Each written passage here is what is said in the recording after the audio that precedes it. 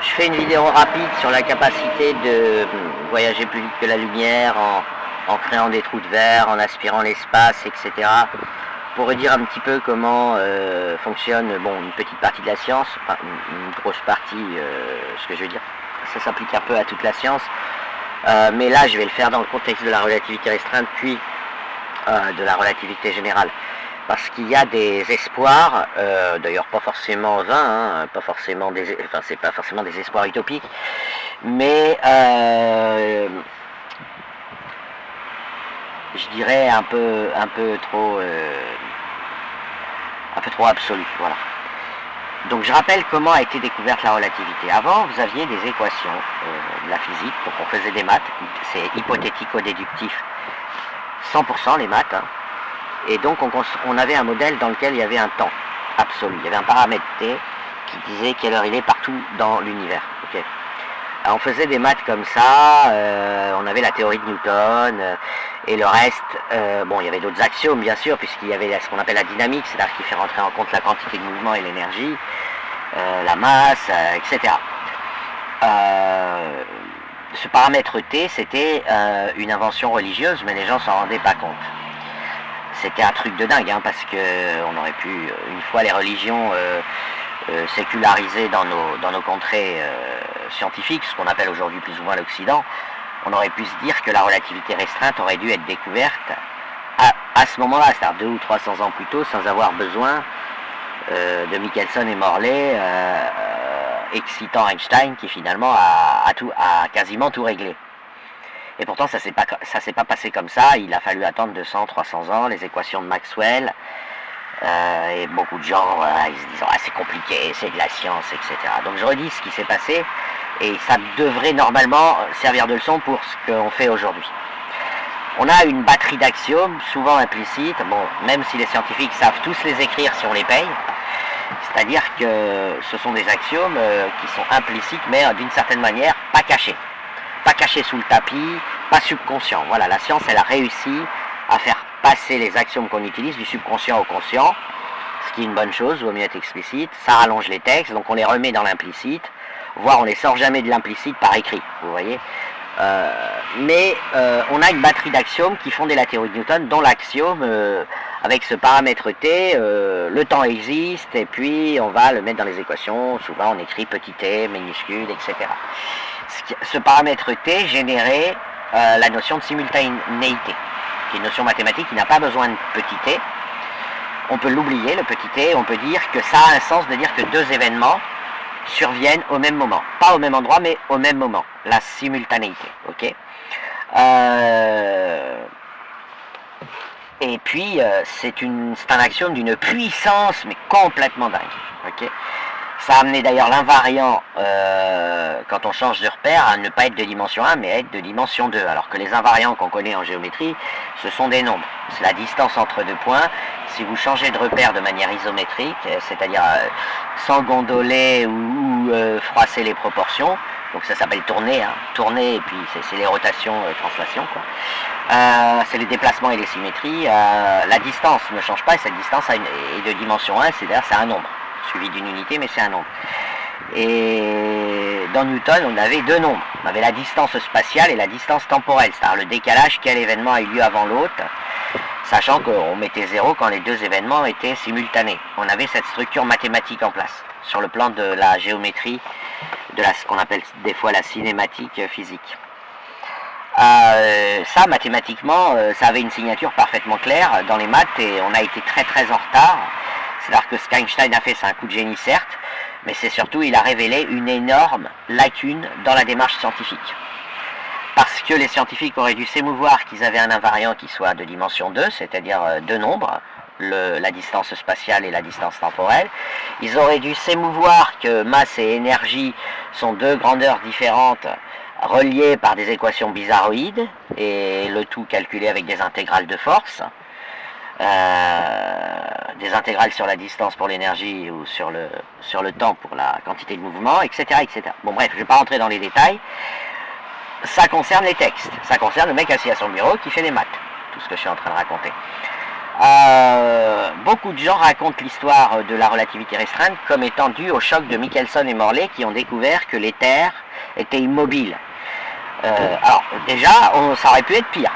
Les gens auraient pu dire, ah bah l'éther est immobile, chouette, Dieu nous avait prévenu, le Dieu des religions nous avait prévenu, nous sommes le centre du monde, c'est normal qu'on soit immobile dans l'éther. Sauf que ça fait longtemps qu'on savait qu'on tourne autour du soleil, qu'en plus on tourne sur nous-mêmes, la Terre elle fait un tour complet en 24 heures, et le soleil lui-même il file dans la galaxie. Il y a, bon voilà, se mettent à dire, ouais non, l'éther est immobile, Michelson et Morley l'ont prouvé, ça a été vraiment de la religion. Mais le terreau était là. Le terreau religieux était là et il a fallu Einstein pour dire, attendez les gars, réfléchissez 30 secondes. Maintenant, je vais dire ce qui s'est vraiment passé et comment on aurait dû raconter l'histoire. Et on ne l'a pas raconté comme ça. Einstein, il a dit mathématiquement, et même physiquement, dire que deux événements ont lieu en même temps, que ce soit vrai, que ça ait un sens ou pas dans la nature, il est totalement impossible de lui attribuer un sens opérationnel. Je veux dire, vous dites, ouais, en ce moment, sur la galaxie Andromède, il est en train de se passer ci et ça, c'est vide. C'est vide. Même si Newton était vrai. Hein. Si Newton était vrai, ça donnerait, comment dire, un pari platonicien stérile. Ça va rien changer, en fait. Vous pouvez dire, ouais, j'ai raison. Ok, t'as raison. Le monde est fait selon les lois de Newton. Et alors, tu vas en faire quoi? Rien du tout. Donc on avait déjà un axiome religieux sur le temps. Sur cette notion que la simultanéité a un sens. Mais c'était très louche. C'est très louche d'avoir quelque chose qui parle du sexe des anges et de le garder en physique. Ok. Mais surtout, donc Einstein il a dit on y renonce, de toute façon on ne peut pas l'utiliser, vraiment, ça nous amène à faire des paris, alors que les expériences qu'on peut faire en laboratoire, la vie des physiciens, permettent de toute façon de répondre sans cet axiome.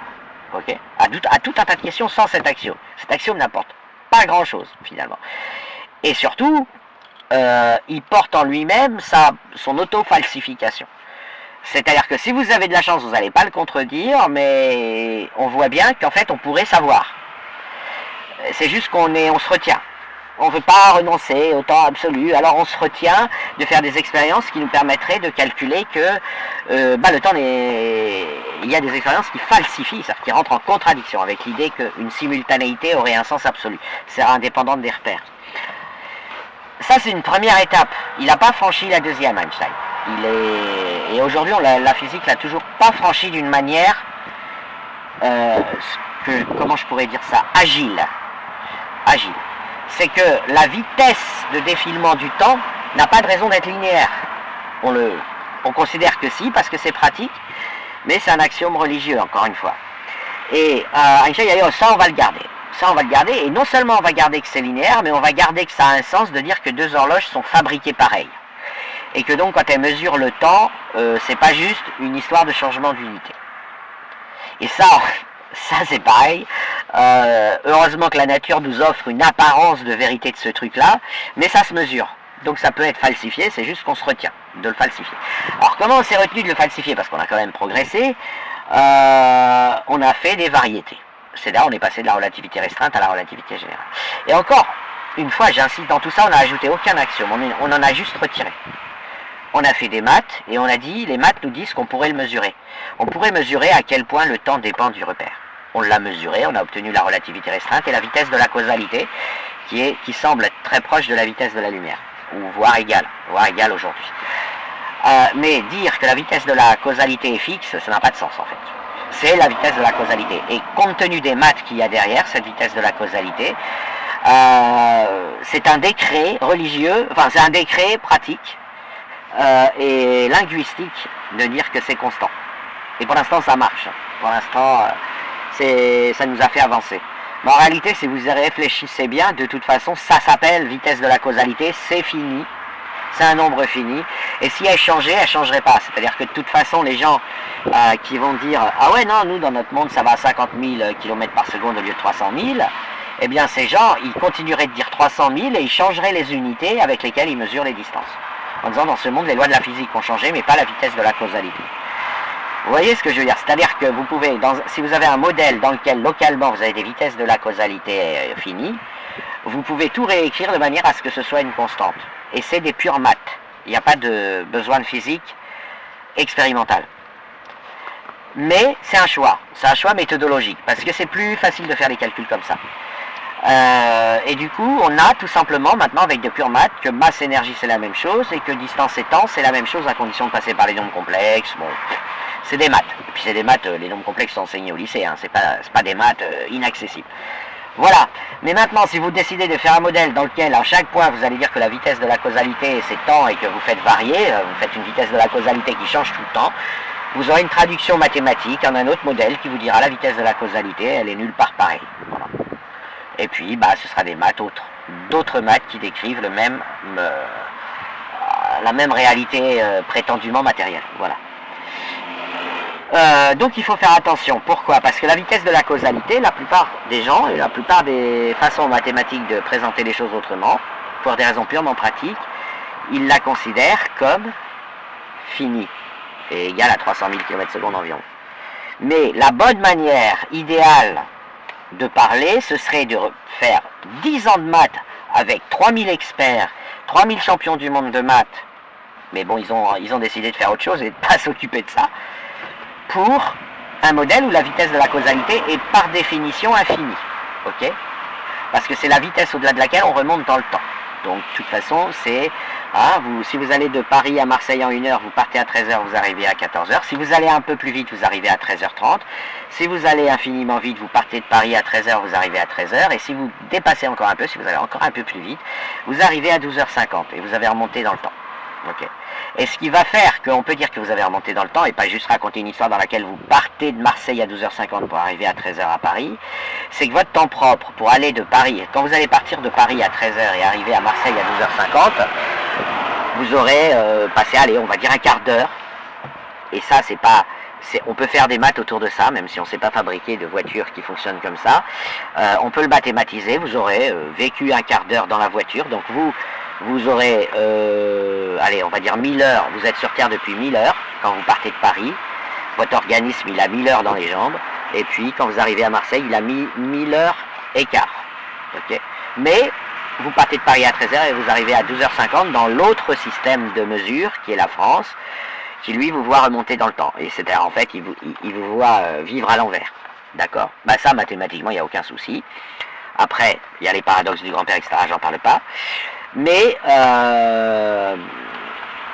c'est comme ça que les choses doivent être comprises. C'est-à-dire que ce n'est pas le modèle mathématique qu'on a choisi pour décrire et pour faire des paris sur ce qu'on va voir, c'est l'ensemble de comment on pourrait modéliser la même chose. Et on pourrait modéliser la vitesse de la causalité comme infinie, les gens qui dépassent cette vitesse comme remontant dans le temps, et il faut vraiment se faire à l'idée que si vous allez sur la galaxie Andromède, en partant aujourd'hui, et je parle dans le repère Voie lactée Andromède, et en arrivant demain sur Andromède, vous êtes remonté dans le temps. Et ça, c'est un truc auquel les gens ne sont pas habitués. Et donc, de toute façon, la difficulté de construire ce type de machine est parfaitement équivalent à la difficulté à remonter dans le temps pour recommencer la journée d'hier. Voilà. Alors, je ne dis pas que c'est impossible. Il peut y avoir un multimonde qui fait que vous avez l'impression de remonter dans le temps et en fait vous remontez dans le temps mais d'un monde numéro 2 où vous allez faire autre chose et il n'y aura pas de contradiction. Je ne dis pas que c'est impossible, mais les deux difficultés sont parfaitement équivalentes. Il ne faut pas s'imaginer que voyager plus vite que la lumière c'est autre chose que remonter le temps pour remonter à hier et recommencer sa journée. Voilà.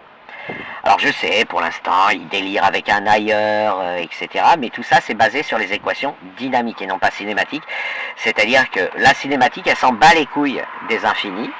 D'abord, vous pouvez tout mettre dans un repère projectif et avoir une variété compacte. Bon, de toute façon, vous allez faire disparaître les infinis sans rien et faire de meilleures équations. Hein. C'est comme, il n'y a qu'une seule démonstration des théorèmes de Pappus et des théorèmes de Desargues en géométrie projective. Mais il y a 3 cas à étudier en géométrie affine parce qu'il faut distinguer parallèle et séquente. Mais en géométrie projective, de droite se coupe toujours, même si, enfin, il n'y a pas de notion de parallélisme. Je ne vais pas faire un cours de géométrie projective là dans cette vidéo. Voilà, il faut aborder le problème comme ça.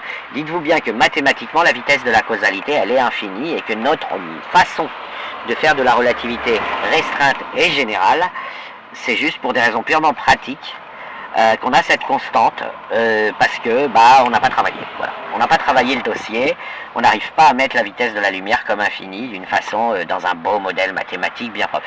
Ce qui est dommage d'ailleurs, hein, parce que c'est en mettant la vitesse de la lumière à l'infini, enfin de la causalité à l'infini, sur un modèle mathématique refait proprement, que vous allez comprendre le lien entre, enfin que vous allez aider à l'harmonisation entre le quantique et le relativisme, et ça ce sera dans 50 ans.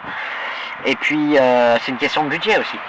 Ils ont tellement travaillé, ils ont tellement de modèles, vous croyez qu'ils vont débrancher toutes leurs machines et les déconstruire? Non, voilà, bon, ils sont sur ce modèle, et pour l'instant la relativité restreinte et générale et la théorie quantique sont complètement incompatibles, voilà, complètement, il n'y a aucun...